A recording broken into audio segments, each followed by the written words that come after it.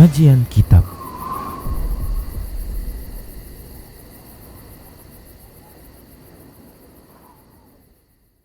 Bismillah, assalamualaikum warahmatullahi wabarakatuh.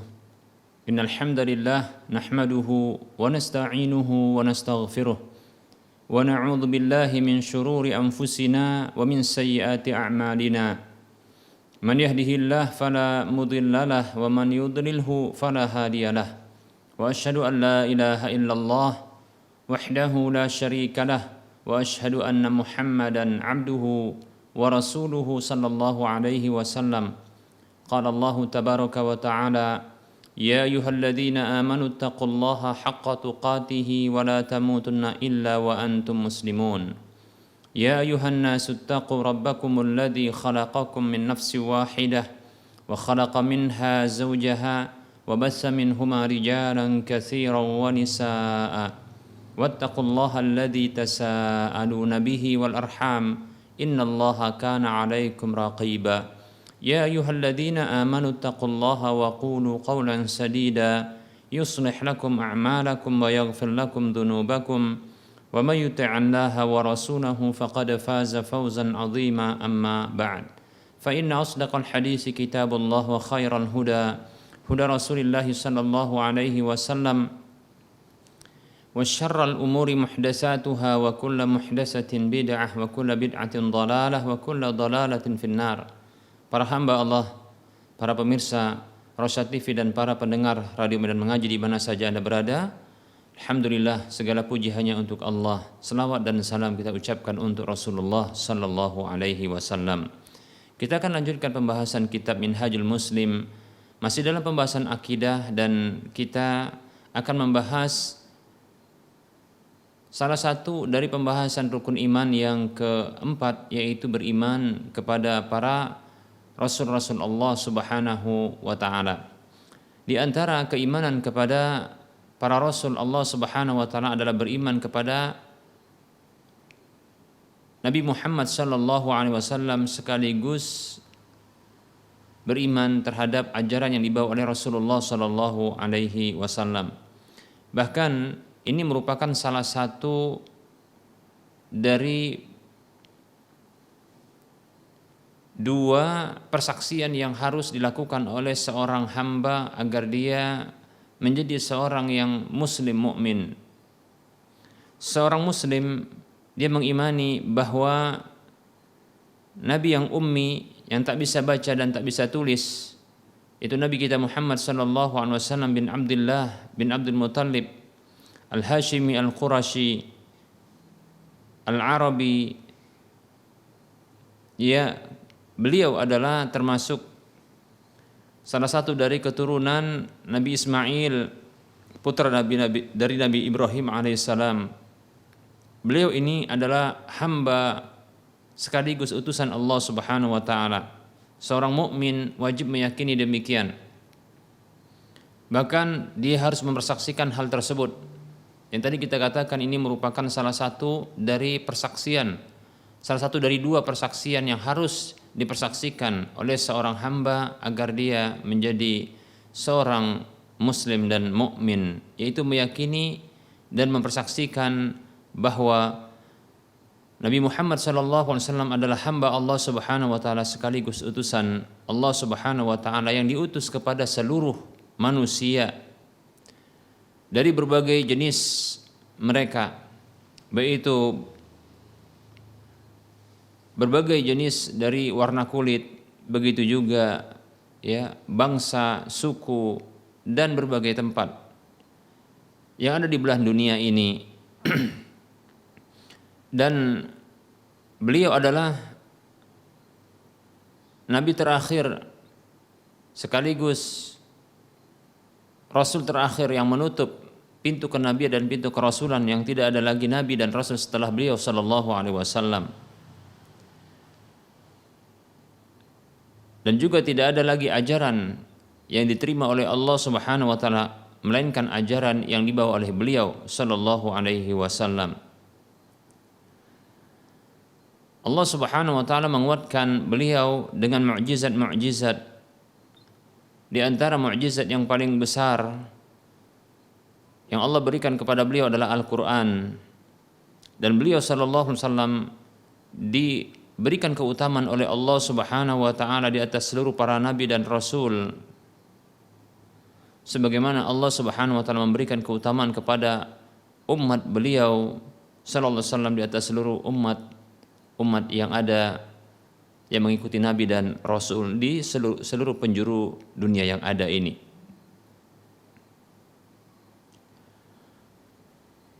Beliau adalah nabi dan rasul yang Allah Subhanahu wa taala wajibkan kepada kita untuk mencintai beliau, sekaligus mewajibkan untuk mentaati beliau dan mengikuti beliau.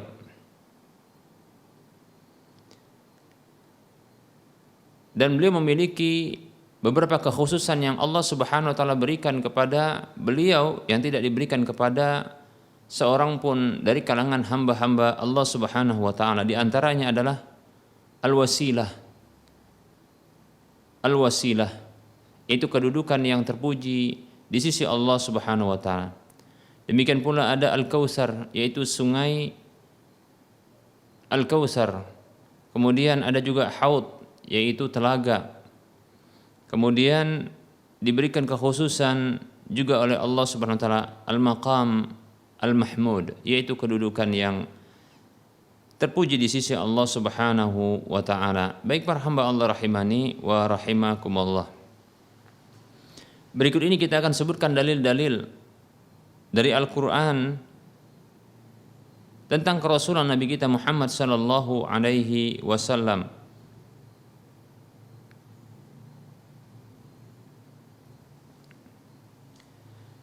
Yang pertama adalah Allah Subhanahu wa taala mempersaksikan, demikian pula para malaikat mempersaksikan untuk Nabi kita Muhammad sallallahu alaihi wasallam yang beliau ini mendapatkan wahyu dari Allah Subhanahu wa taala. Dalam surah An-Nisa ayat 166 Allah mengatakan, a'udzu billahi minasyaitonir rajim, lakinillahu yashhadu bima anzala ilaika anzalahu bi'ilmihi wal malaikatu yashhaduna wa kafa billahi syahida.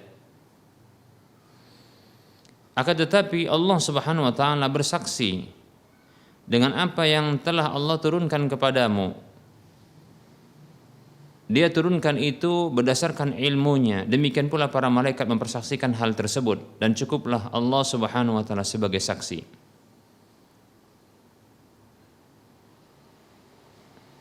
Lewat ayat ini Allah Subhanahu wa taala menjelaskan bahwa Allah bersaksi, demikian pula para malaikat bersaksi bahwa Nabi kita Muhammad sallallahu alaihi wasallam diberikan wahyu oleh Allah Subhanahu wa taala. Kemudian Allah Subhanahu wa taala mengkabarkan tentang ajaran Nabi kita Muhammad sallallahu alaihi wasallam yang berlaku secara umum untuk seluruh para nabi, untuk seluruh umat manusia, yang tidak dikhususkan bagi satu umat saja, satu bangsa saja, atau satu suku saja, namun ini berlaku umum bagi seluruh manusia, bahkan ya berlaku juga bagi para jin. Dan Allah Subhanahu wa taala mengkabarkan bahwa dengan Nabi Muhammad SAW Allah menutup pintu-pintu kenabian dan pintu-pintu kerasulan. Dan Allah Subhanahu wa taala juga mewajibkan untuk mentaati beliau, mencintai beliau berdasarkan beberapa ayat-ayat berikut yang akan kita bacakan berikut ini.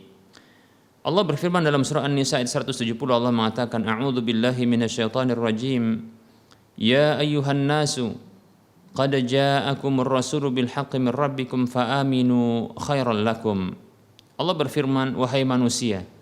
Allah berfirman kepada manusia, menyeru manusia, ini semuanya, seluruh manusia. Karena alif lam pada an-nas ini fungsinya adalah listighraq, itu untuk umum, berlaku umum, seluruh manusia. Wahai manusia, yaitu seluruh manusia, telah datang kepada kalian seorang rasul dengan membawa kebenaran dari Rabb kalian, maka berimanlah, itu lebih baik bagi kalian. Kemudian dalam ayat yang lain dalam surah Al-Maidah ayat 19 Allah mengatakan a'udzu billahi minasyaitonir rajim. Ya ahlal kitab qad ja'akum rasuluna yubayyinu lakum ala fatratin minar rusuli an taqulu ma ja'ana min basyiri wala nadhir. Allah berfirman yang artinya, wahai ahlul kitab, telah datang kepada kalian rasul kami yang menjelaskan kepada kalian atas masa yang kosong dari kalangan para rasul tersebut, agar kalian tidak mengatakan kelak tidak datang kepada kami seorang pemberi peringatan, demikian pula pemberi kabar gembira. Tidak datang kepada kami orang yang memberikan kabar gembira dan pemberi peringatan, yaitu seorang rasul. Demikian.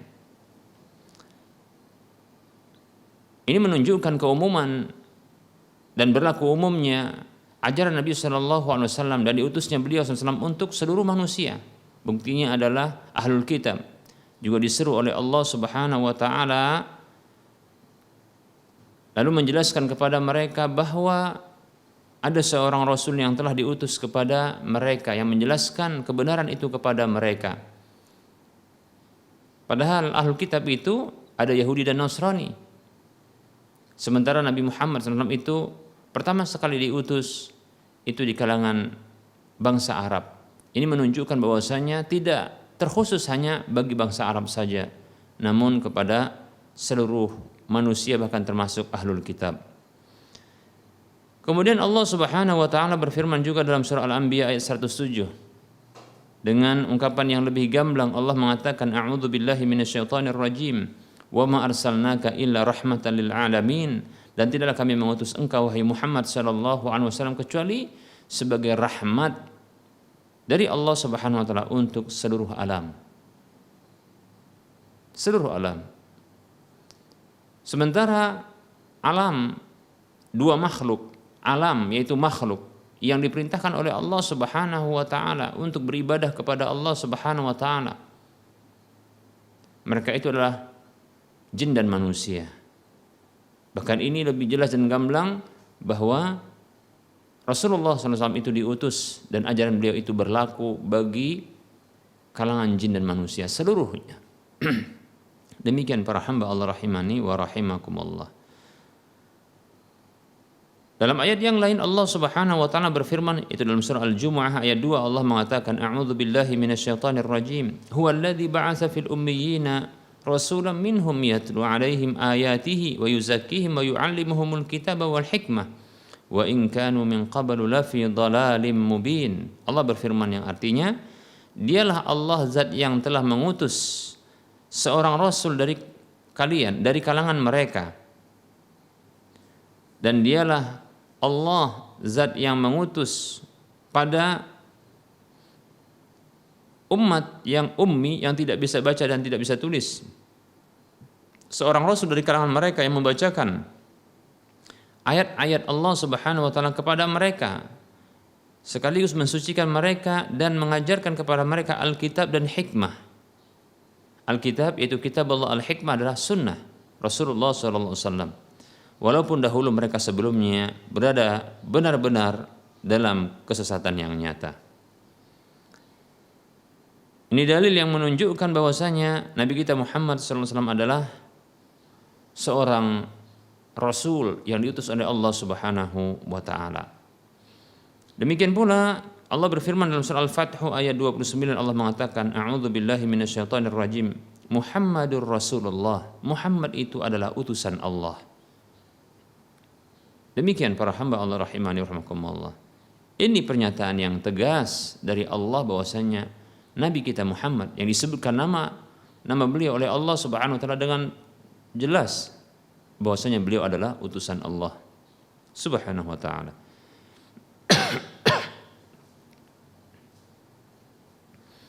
Dalam ayat yang lain, dalam surah Al-Furqan ayat 1, Allah Subhanahu wa taala berfirman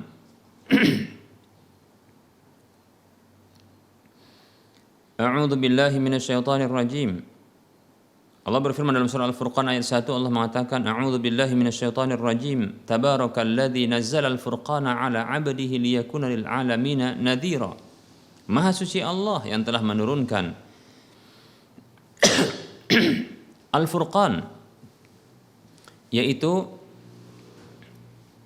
Al-Quran. Al-Furqan adalah nama lain dari Al-Quran, karena fungsi Al-Quran adalah Al-Furqan, yaitu membedakan antara kebenaran dengan kebatilan, antara jalan kebenaran, jalan kebatilan. Demikian pula membedakan antara orang-orang yang berada di atas petunjuk dengan orang-orang yang berada di atas kesesatan. Maha suci Allah Subhanahu wa taala, zat yang telah menurunkan Al-Qur'an itu kepada hambanya agar ia menjadi pemberi peringatan bagi seluruh alam. Ini dalil yang menunjukkan bahwa Nabi kita Muhammad sallallahu alaihi wasallam diutus oleh Allah Subhanahu wa taala sebagai pemberi peringatan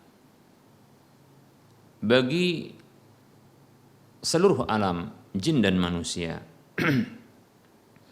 Kemudian Allah Subhanahu wa taala berfirman dalam surah Al-Ahzab ayat 40. Allah mengatakan, "A'udzu billahi minasyaitonir rajim. Ma kana Muhammadun aba ahadin min rijalikum walakin Rasulullahi wa khataman nabiyyin." Allah berfirman yang artinya Muhammad sallallahu alaihi wasallam itu bukanlah ayah salah seorang laki-laki di antara kalian, akan tetapi dia adalah utusan Allah dan penutup para nabi. Ini dalil yang jelas juga gamblang yang menjelaskan bahwa Nabi kita Muhammad SAW adalah penutup dari seluruh para nabi dan rasul, yang tidak ada lagi nabi dan rasul setelah beliau sallallahu alaihi wasallam.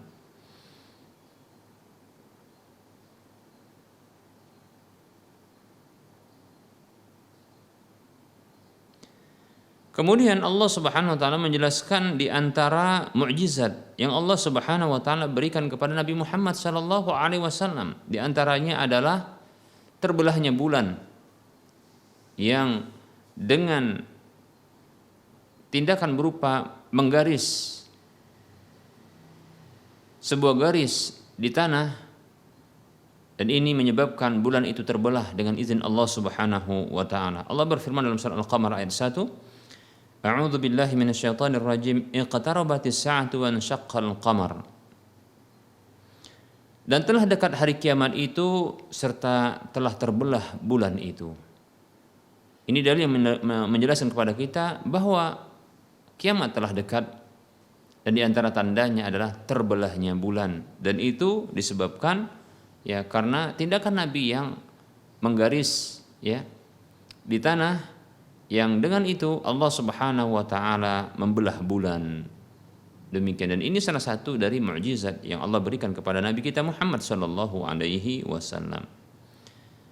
Di antara hal yang diberikan oleh Allah Subhanahu wa taala dan Allah utamakan kepada Nabi kita Muhammad sallallahu alaihi wasallam adalah Sungai Al-Kautsar. Allah Subhanahu wa taala berfirman dalam surah Al-Kautsar ayat 1, A'udzu billahi minasyaitonir rajim. Inna a'tainakal kautsar. Sesungguhnya kami telah berikan kepadamu wahai Muhammad sallallahu alaihi wasallam Al-Kautsar itu.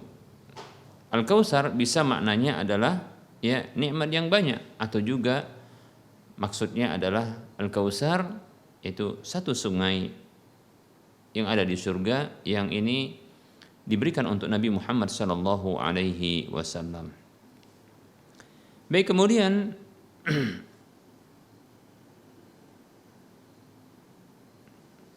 Allah Subhanahu wa taala berfirman dalam surah Al-Isra ayat 79, di mana Allah Subhanahu wa taala memberikan keutamaan kepada Nabi Muhammad sallallahu alaihi wasallam berupa kedudukan yang tinggi yang terpuji. Allah berfirman, A'udzu billahi minasyaitonir rajim. Asa ayyab'asa rabbuka maqaman mahmuda. Mudah-mudahan Rabbmu membangkitkanmu itu pada satu tempat yang terpuji. Maqam mahmud, kedudukan yang terpuji. Nah, ini tentunya kedudukan yang tinggi yang Allah berikan kepada hambanya yang khusus, dan ini khusus bagi Nabi kita Muhammad sallallahu alaihi wasallam. Kemudian Allah berfirman menjelaskan tentang kewajiban para hamba umat manusia, jin dan manusia agar mereka mentaati Allah sekaligus mentaati Rasul. Bahkan ketaatan kepada Rasul merupakan ketaatan kepada Allah Subhanahu wa taala. Allah Subhanahu wa taala berfirman di dalam surah An-Nisa ayat 59, Allah mengatakan, A'udzu billahi minasyaitonir rajim. Ya ayyuhalladzina amanu atii'ullaha wa atii'ur rasul. Wahai orang-orang yang beriman, taati Allah dan taati Rasul. Perintah yang tegas kepada orang-orang yang mereka merasa beriman kepada Allah. Maka mereka diwajibkan oleh Allah Subhanahu wa taala untuk mentaati Allah, mentaati dirinya dan mentaati Rasulnya sallallahu alaihi wasallam. Dan ketaatan kepada Rasul itu merupakan ketaatan kepada Allah Subhanahu wa taala. Allah berfirman dalam surah An-Nisa ayat 80, Allah mengatakan, A'udzu billahi minasyaitonir rajim. May yuti'ir rasul faqad ata'a Allah wa man tawalla fama arsalnaka 'alaihim hafidha. Allah berfirman, siapa saja taat kepada Rasul maka sungguh dia telah taat kepada Allah. Mengapa demikian? Karena Rasul itu Allah yang mengutusnya. Sehingga ketika Allah memilih hamba pilihan, hamba terbaik dari kalangan makhluknya, dan tentunya Allah tidak salah pilih, tentunya Allah Subhanahu wa taala menginginkan hamba pilihan tersebut yang dijadikan utusan dari Allah, dari dirinya untuk hamba-hambanya ini tentunya untuk ditaati, karena pesan-pesan Allah Subhanahu wa taala itu disampaikan lewat Rasul tersebut, ya. Nah, ketaatan kepada Rasul tersebut merupakan ketaatan kepada Allah. Logikanya adalah, ya, ketaatan kepada orang yang diutus itu merupakan bentuk ketaatan kepada orang yang mengutusnya. Ya, demikian. Karena memang diutusnya seorang tersebut untuk menyampaikan pesan-pesan agar pesan tersebut didengar, kemudian ditaati tentunya. Demikian. Wa man tawalla fama arsalnaka 'alaihim hafidha. Dan siapa saja yang berpaling, maka tidaklah kami mengutus engkau wahai Muhammad sallallahu alaihi wasallam sebagai penjaga bagi mereka. Demikian. Ya.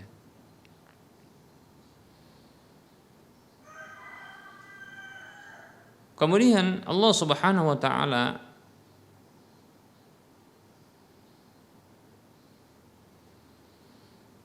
memerintahkan para hambanya untuk mencintai Rasulullah Sallallahu Alaihi Wasallam dengan kecintaan yang melebihi kecintaan terhadap apapun yang dimiliki dari dunia ini, baik itu harta, perniagaan, tempat tinggal, keluarga.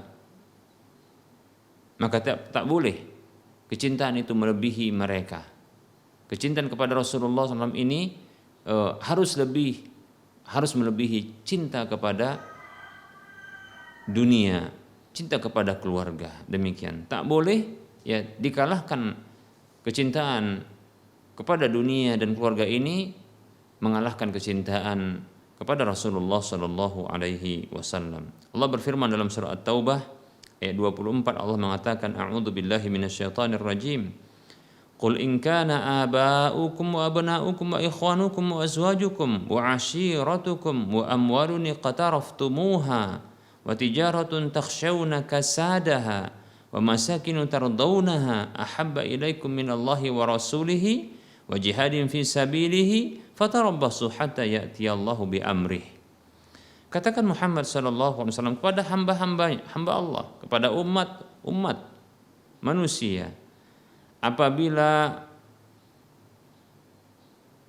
para leluhur kalian, orang-orang tua kalian, anak turunan kalian, saudara-saudara kalian, pasangan-pasangan hidup kalian, keluarga kalian, harta yang kalian usahakan, perniagaan yang kalian khawatirkan kerugiannya, tempat tinggal yang kalian cintai, itu lebih kalian cintai ketimbang Allah dan Rasulnya, sekaligus melebihi kecintaan kepada jihad fisabilillah, maka tunggulah ya sampai Allah mendatangkan urusannya. Nah, ini ancaman ya bagi orang yang lebih mencintai dunia dan keluarga melebihi cinta kepada Allah dan Rasulnya serta jihad fisabilillah. Kemudian Allah Subhanahu wa taala memberikan keutamaan kepada umat Rasulullah sallallahu alaihi wasallam ini menjadi umat yang terbaik.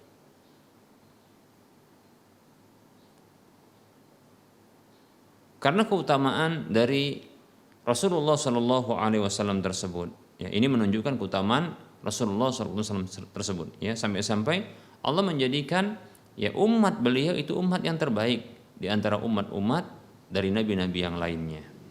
Allah berfirman dalam surah Ali Imran ayat 110, Allah mengatakan a'udzu billahi minasyaitonir rajim, kuntum khaira ummatin ukhrijat linnas. Kalian adalah umat terbaik yang dikeluarkan untuk manusia. Begitu juga Allah Subhanahu wa taala berfirman dalam surah Al-Baqarah ayat 143 yang menunjukkan keutamaan dari umat Rasulullah sallallahu alaihi wasallam. A'udzu billahi minasyaitonir rajim. Wa kadzalika ja'alnakum ummatan wasatan litakunu syuhada'a 'alan nasi wa yakuna ar-rasulu 'alaikum syahida.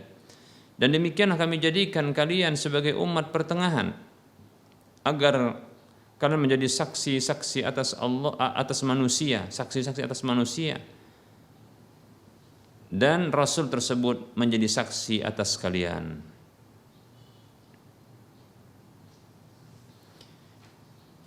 Kemudian Allah Subhanahu wa taala berfirman yang menunjukkan bahwasanya ketaatan kepada Rasulullah sallallahu alaihi wasallam dengan mengikuti petunjuk dari beliau sallallahu alaihi wasallam ini merupakan bukti cinta kepada Allah, bukti iman kepada Allah Subhanahu wa taala. Sehingga orang yang demikian akan mendapatkan kecintaan Allah Subhanahu wa taala dan ampunan dari Allah Subhanahu wa taala. Allah berfirman dalam surah Ali Imran ayat 31, Allah mengatakan a'udzu billahi minasyaitonir rajim. Qul in kuntum tuhibbunallaha fattabi'uni yuhibbukumullah wa yaghfir lakum dzunubakum. Allah berfirman yang artinya, katakan Muhammad sallallahu alaihi wasallam kepada umatmu, para hamba-hambaku, apabila kalian benar-benar cinta kepada Allah maka ikutilah aku, yaitu ikuti orang yang diberikan wahyu oleh Allah ini, itu Nabi kita Muhammad sallallahu alaihi wasallam. Maka mengikuti Nabi sallallahu alaihi wasallam itu merupakan bentuk cinta kepada Allah. Lalu yang didapatkan adalah yuhibbukumullah, Allah akan cinta kepada kalian, wa yaghfir lakum dzunubakum, dan mengampuni dosa-dosa kalian. Demikian. Baik para hamba Allah rahimani wa rahimakumullah. Manusia kebanyakannya mereka mengaku cinta kepada Allah. Tapi tidaklah lantas pengakuan tersebut menjadi benar. Karena sesungguhnya pengakuan cinta ini harus ada buktinya. Karena cinta itu butuh kepada bukti, ya. Apa buktinya? Buktinya adalah mengikuti orang yang dicinta, ya. Demikian. Cinta kepada Allah maka mengharuskan untuk mengikuti petunjuk utusan Allah Subhanahu wa taala. Ya. Demikian. Mengikuti petunjuk utusan Allah Subhanahu wa taala. Rasulullah diperintahkan oleh Allah untuk mengatakan kepada umat manusia, ya, hamba-hamba Allah Subhanahu wa taala, bila kalian benar-benar cinta kepada Allah maka ikutilah aku. Itu ikuti Rasulullah sallallahu alaihi wasallam. Maka Allah akan mencintai kalian dan mengampuni dosa kalian. Demikian para hamba Allah rahimani wa rahmakumullah. Ya. Maka standar pengakuan cinta adalah mengikuti orang yang dicinta, ya. Mengikuti orang yang dicinta. Demikian para hamba Allah rahimani wa rahmakumullah. Kalau sekadar hanya pengakuan belaka tanpa ada bukti mengikuti orang yang dicinta, maka ketahuilah ini cinta yang bohong, ini cinta dusta, ini cinta gombal. Ya, hanya ada di bibir saja, tak ada realisasinya, tak ada buktinya. Demikian, ya. Nah, oleh karenanya bagi siapa saja mengaku cinta, maka ikutilah orang-orang yang dia cinta, Demikian para hamba Allah rahimani wa rahmakumullah. Seorang istri yang mengaku cinta kepada suaminya, maka dia harus mengikuti suaminya kemana saja suaminya berada. Selagi masih dalam hal kebaikan, maka ikuti dia, demikian. Maka bukan merupakan cinta tatkala seorang istri yang ternyata dia berada dalam satu kota sementara suaminya berada di kota lainnya dan dia tidak mengikuti suaminya. Sungguh ini merupakan bentuk penyengsaraan terhadap orang yang diakui bahwasanya dia mencintainya. Demikian. Kalau dia betul-betul cinta kepada suaminya, maka sesungguhnya dia harus mengikuti orang yang dia cinta tersebut. Nah, kita juga demikian. Tatkala kita mengaku cinta kepada Allah dan Rasul-Nya, maka kita dituntut untuk mengikuti petunjuk, bimbingan orang yang kita cinta, Allah dan Rasul-Nya. Demikian para hamba Allah rahimani wa rahimakumullah. Baik, barangkali ini materi yang bisa kita sampaikan pada pertemuan kali ini. Insyaallah ta'ala pada waktu mendatang kita akan lanjutkan kembali, masih menyebutkan tentang dalil-dalil yang menunjukkan wajibnya bagi kita untuk mengimani kerasulan Nabi kita Muhammad sallallahu alaihi wasallam. Baik para hamba Allah rahimani rahimakumullah, kita akan beralih kepada sesi soal jawab, dan bagi para pemirsa yang ingin bertanya langsung secara interaktif, silakan menghubungi nomor layanan kami di nomor 0822 8888 6630.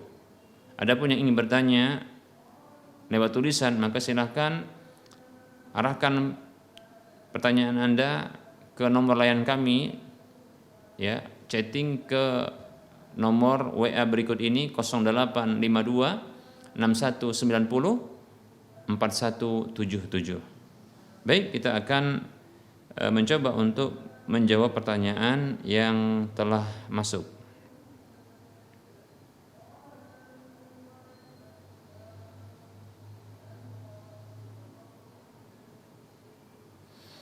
Ada pertanyaan, Assalamualaikum Ustadz. Pertanyaan pertama, bolehkah memulai puasa Syawal bertepatan dengan puasa Ayyamul Bid dan bertepatan dengan puasa Kamis, itu digabung? Ya, sepertinya hari ini termasuk tanggal 13 Syawal, dan 3 hari ke depan mulai dari hari ini 13, 14, 15 ini merupakan hari-hari Ayyamul Bid yang dianjurkan kita untuk berpuasa 3 hari setiap bulannya berdasarkan hadis dari Abu Dzar Al-Ghifari radhiyallahu anhu. Pertanyaan kedua, bolehkah memakai uang anak terlepas anaknya mengerti uang atau tidak, tanpa permisi atau tanpa dikembalikan? Karena biasanya uang THR anak kecil orang tuanya yang memegangnya. Barakallahu fiik.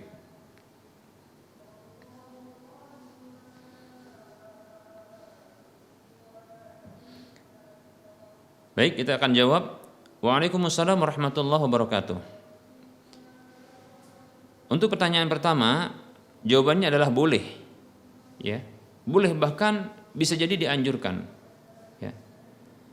Bahkan menurut pendapat yang tepat sebagaimana dinyatakan oleh Syekh Muhammad Shalih Utsaimin rahimahullahu taala, seseorang itu akan mendapatkan pahala dari 2 niat yang dia lakukan dengan satu amalan yang telah dia lakukan. Kita ulangi, seseorang itu akan mendapatkan dari 2 atau lebih niat yang dia telah nyatakan dalam hatinya untuk satu amalan yang dia kerjakan. Jadi satu amalan diniatkan dengan beberapa niat, maka dia akan mendapatkan apa yang telah dia niatkan. Berdasarkan firman sabda Rasulullah SAW, innamal a'malu binniyati wa innamal likulli imri'in ma nawa. Hadis riwayat Bukhari Muslim. Sesungguhnya amal itu hanyalah bergantung dengan niatnya, dan seseorang itu sesungguhnya hanyalah mendapatkan apa yang dia niatkan. Apabila seseorang itu dengan satu amalan yang dia lakukan, dia berniat beberapa niat. Seperti contohnya adalah puasa. Yang dia berpuasa contohnya di hari ini, kemudian besok dan lusa. Itu adalah puasa Ayyamul Bid, dan dia gabungkan dengan puasa Syawal 6 hari, dan itu hanya 3 hari dilakukan. Ya, ketika tiba di hari Kamis maka dia berniat, bahkan berniat 3 niat sekaligus. Yaitu dia berniat untuk puasa Syawal sekaligus akhir dari Ayyamul Bid itu, yaitu tanggal 15 ya. Syawal, kemudian dia juga berpuasa hari Kamis, maka dia mendapatkan apa yang diniatkan. Demikian ya. Bahkan kita katakan di antara kecerdasan seorang mukmin dan muslim adalah dengan satu amalan yang dia lakukan maka dia menggabungkan berbagai niat-niat kebaikan, sehingga dengan satu amalan ya maka dia akan mendapatkan berbagai pahala yang banyak ketika dia bisa ya menyertakan dalam amalan tersebut berbagai niat, banyak niat kebaikan seperti itu. Ini kecerdasan seorang mukmin dan muslim ya. Ya, kalau istilahnya orang Indonesia adalah ya sekali dayung 2, 3 bahkan 1000 pulau terlewati, seperti itu ya. Demikian. Innamal a'malu binniyati wa innamal likulli imri'in ma nawa, kata Rasulullah SAW. Sesungguhnya amal itu bergantung dengan niatnya, dan sesungguhnya setiap orang itu hanyalah mendapatkan apa yang dia niatkan. Bila dia berniat dengan berbagai niat ya pada satu amalan, maka dia mendapatkan ya pahala sesuai dengan niatnya walaupun amalan cuma satu. Demikian. Nah, tentunya ya hal ini hanya tidak berlaku pada semua amalan-amalan yang telah disyariatkan ya. Adapun pada amalan wajib tentunya ya tidak bisa menggabungkan amalan wajib dengan amalan sunat, apalagi amalan wajib dengan amalan wajib yang lainnya. Demikian ya. Maka tidak bisa seseorang itu contohnya berniat dengan niat sholat zuhur untuk setahun, tidak bisa ya.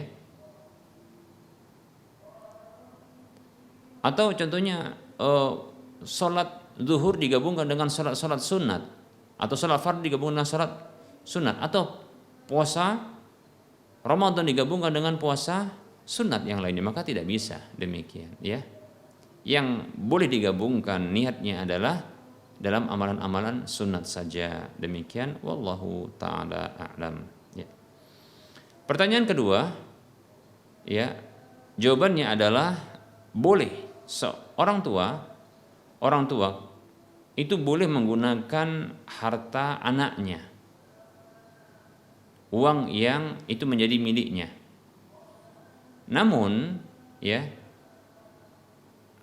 sebaiknya disertai dengan izin. Begitu juga usaha untuk menggantinya. Sebagai bentuk ya pembelajaran pendidikan kepada anak tersebut terhadap sebuah sikap yang baik, yaitu meminta izin terhadap penggunaan barang orang lain. Ya, ini pelajaran yang ingin ditanamkan di dalam jiwa atau diri anak tersebut. Ya, secara syar'i seorang orang tua itu boleh ya mengambil harta anaknya izin ataupun tidak izin. Demikian. Mengapa demikian? Karena harta anak adalah harta orang tua. Ada seorang laki-laki yang mengeluhkan ayahnya kepada Nabi SAW karena ayahnya ini menginginkan hartanya. Ya, sementara dia punya tanggungan istri dan anak-anak. Maka Rasulullah mengatakan kepadanya, anta wa maluka liwalidika, engkau dan hartamu itu milik orang tuamu. Demikian. Hadis yang sahih. Ini hukum boleh, tapi kita katakan belum tentu hukum boleh ini afdol. Ya. Belum tentu adalah afdol. Lebih-lebih ya ketika kita ingin mengajarkan satu sikap yang baik kepada anak kita. Apa itu? Yaitu meminta izin, kemudian mengembalikan harta orang lain. Ya, meminta izin kepada pemilik harta, kemudian mengembalikan harta orang lain yang ada di tangan kita. Demikian. Maka orang tua bahkan dianjurkan bagi dia untuk dia minta izin kepada anaknya. Begitu juga nanti berjanji untuk mengembalikan harta tersebut, uang tersebut di waktunya yang disepakati oleh disepakati dengan anak tersebut. Nah, ini sebagai bentuk pelajaran dan pendidikan kepada anak itu. Ya. Anak ini akan nantinya mendapatkan pelajaran yang baik dari orang tuanya, di mana ketika dia hendak mengambil harta orang lain, maka dia harus meminta izin. Ya. Kalau tidak diberi izin, maka dia tidak akan lakukan untuk mengambil harta tersebut. Ya. Demikian. Ya. Kemudian, ya, pelajaran berikutnya adalah memenuhi janji untuk mengembalikan harta tersebut di waktunya. Ketika sudah diberi pinjaman atau diberi hutang, seperti itu. Ini pendidikan yang luar biasa. Demikian, ya. Dan orang tua akan mendapatkan pahala atas tindakannya ini. Wallahu taala a'lam.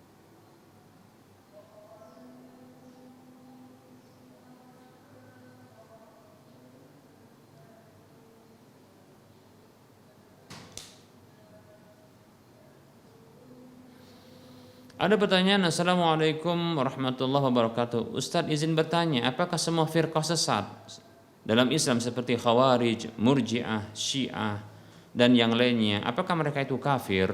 Jazakallahu khairan. Waalaikumsalam warahmatullahi wabarakatuh. Wa anta fajazakallahu khairan.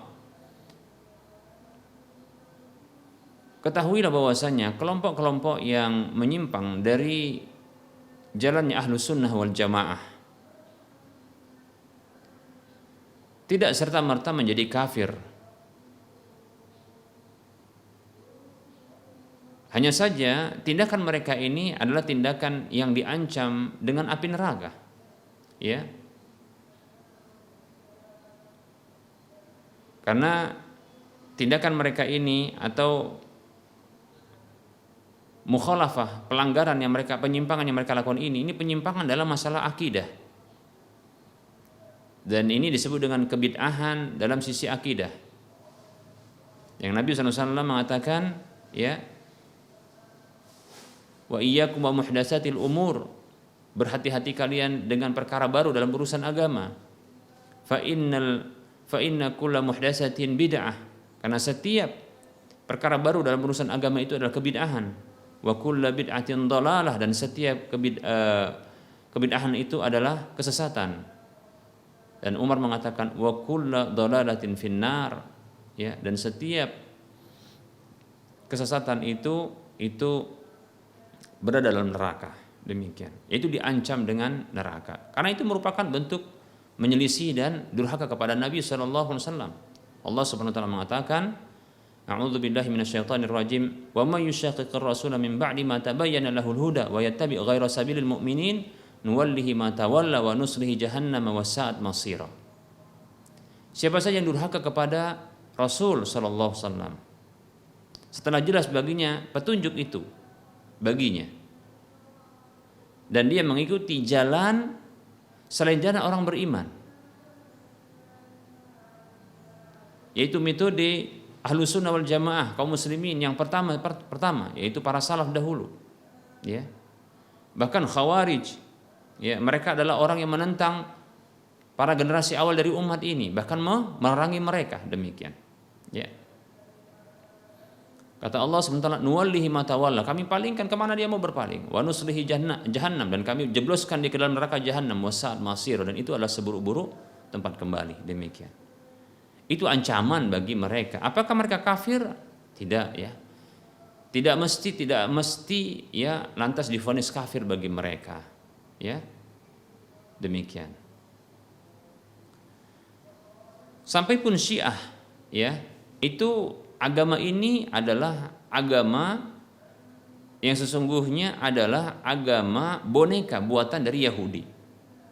Yang pentolan mereka itu adalah Abdullah bin Saba, seorang Yahudi yang berpura-pura masuk Islam lalu membuat kekacauan dalam tubuh umat Islam di zaman Utsman bin Affan sampai seterusnya, demikian. Radhiyallahu anhu.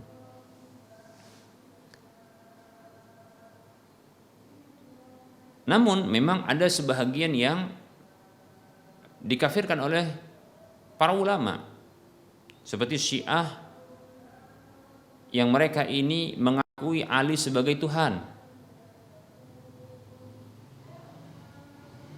Begitu juga ya Syiah yang mereka ini meyakini bahwasanya Al-Qur'an itu tidak sempurna.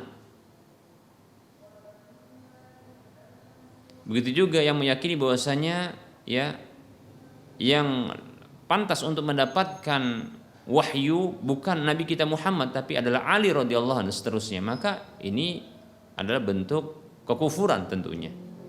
Ya. Dan siapa saja yang meyakini demikian maka ini akan jatuh kepada kekafiran. Demikian, ya. Namun tentunya kaum muslimin yang jatuh ke dalam hal seperti ini tanpa disadari mereka, maka tidak serta-merta dikafirkan, karena bisa jadi karena ketidaktahuan atau disebabkan karena adanya syubhat kesamaran pada diri mereka, demikian, ya. Oleh karenanya butuh untuk ya dinasihati, didakwahi, ya, diberikan penjelasan yang cukup mampu untuk menghilangkan syubhat atau tegaknya hujjah pada dirinya, demikian, ya. Jadi tidak serta-merta sih menjadi kafir begitu, ya.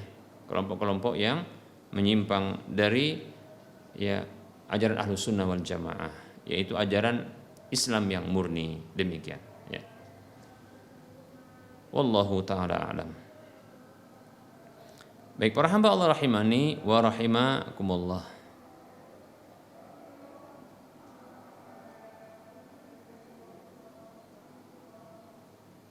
Untuk penyampaian materi dan jawaban atas pertanyaan yang telah masuk, kita cukupkan terlebih dahulu pada pertemuan kali ini. Insyaallah ta'ala kita akan lanjutkan pada waktu mendatang, karena sebentar lagi akan masuk waktu sholat zuhur untuk wilayah Medan dan sekitarnya. Oleh karenanya kita tutup terlebih dahulu. Dan tentunya dalam penyampaian ini terdapat kekurangan, kekeliruan dan kesalahan. Kepada Allah saya mohon ampun, dan kepada para pemirsa dan para pendengar sekalian saya mohon maaf. Dan seperti biasa, sebelum kita mengakhiri kajian, kita memberikan motivasi kepada kaum muslimin, para pemirsa sekalian. Mari kita berdonasi untuk mengarahkan sebagian harta kita